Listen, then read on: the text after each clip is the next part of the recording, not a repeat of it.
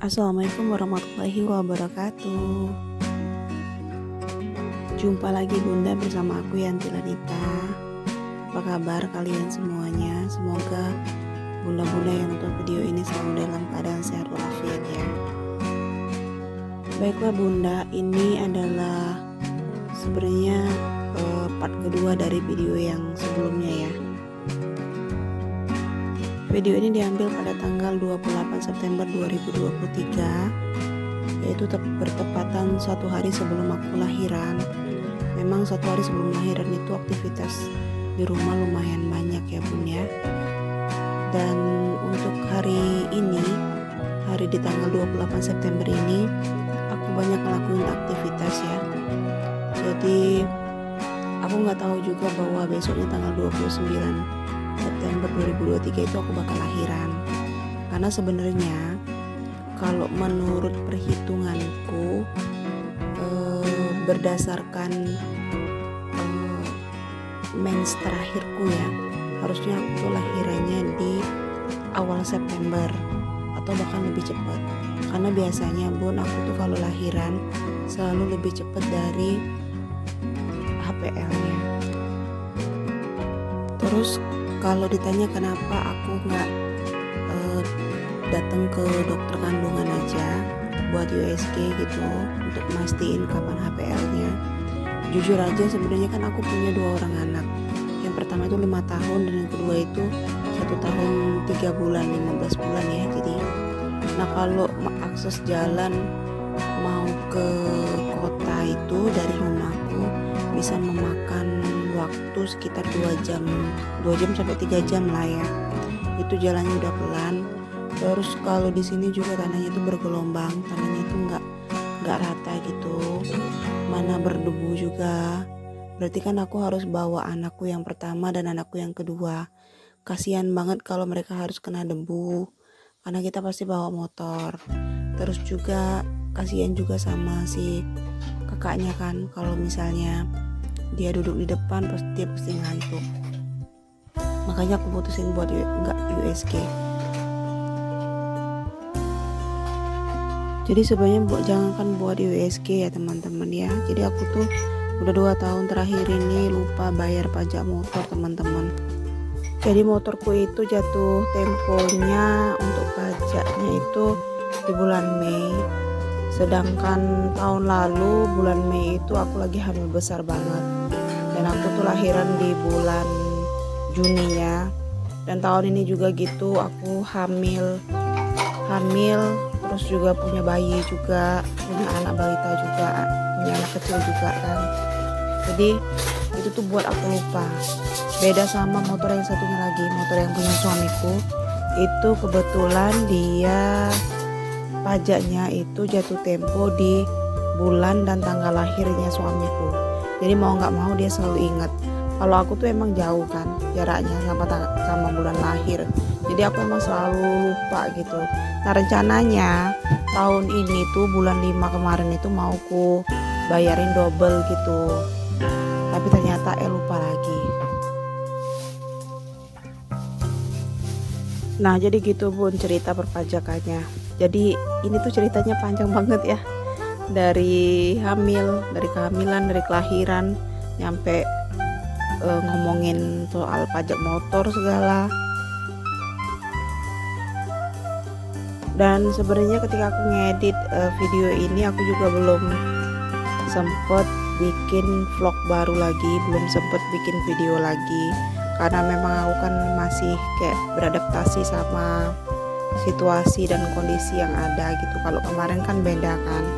Kalau kemarin ibaratnya tuh anak baru 2, jadi yang satunya tidur, yang satunya main, terus aku bisa nyuci baju, bisa jemur baju, bisa beberes. Kalau sekarang itu kan kalau misalnya si bayi itu ku tinggalin sama si kakaknya yang nomor 2 itu bakal bahaya banget kalau nggak ada orang dewasa yang jagain. Makanya aku belum bisa nemuin momen yang pas untuk bikin vlog baru lagi abis lahiran, benar-benar abis lahiran ya.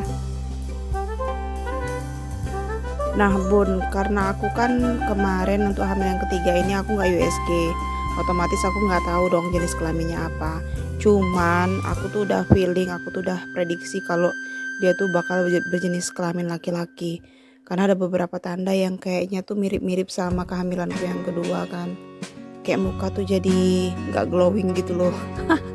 Maksudnya muka tuh kayak jadi kusem banget. Abis lahiran tuh tiba-tiba mukanya balik normal lagi. Terus kalau di foto juga kok kelihatannya jelek walaupun pakai filter apapun. Kemudian kalau di make upin atau dibedakin tebel, entah mau pakai foundation yang tebelnya 10 cm juga kayaknya nggak ngaruh juga ya. Lipstick juga kayak gitu, udah pakai lipstick merah merona tebel banget kayaknya, tapi kok kalau di video atau foto tuh tampangnya kok kayak kurang greget gitu ya.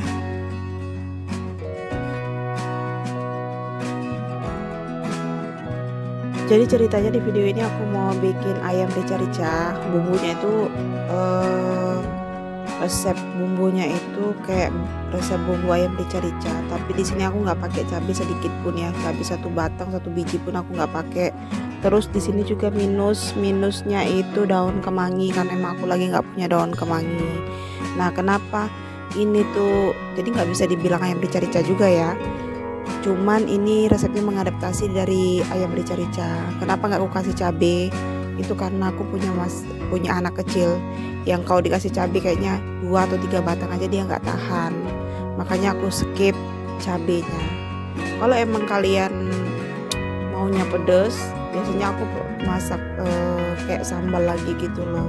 Jadi nggak ribet. Jadi tips dari aku kalau emang kalian punya anak batita yang udah makan, udah bisa makan, terus nggak mau repot masak 2 atau 3 menu sekaligus untuk anak, untuk kita juga orang dewasa, maka ada baiknya kalau menurutku masak aja 1 menu yang bisa dimakan untuk anak balita, bisa dimakan untuk kita juga. Terus untuk rasa pedasnya bisa kita bikin sambal atau apa yang pedas gitu.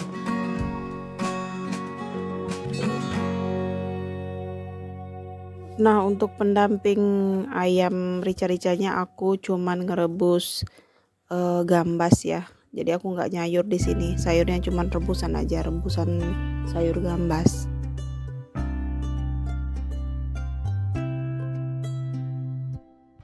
Bumbu ayam rica-rica itu lumayan banyak ya, lumayan banyak macamnya. Dan rencananya di sini aku mau blender aja. Sebelum ku blender, bumbu-bumbunya kayak bawang merah, bawang putihnya itu mau ku iris-iris biar dia cepet lumat, biar dia cepet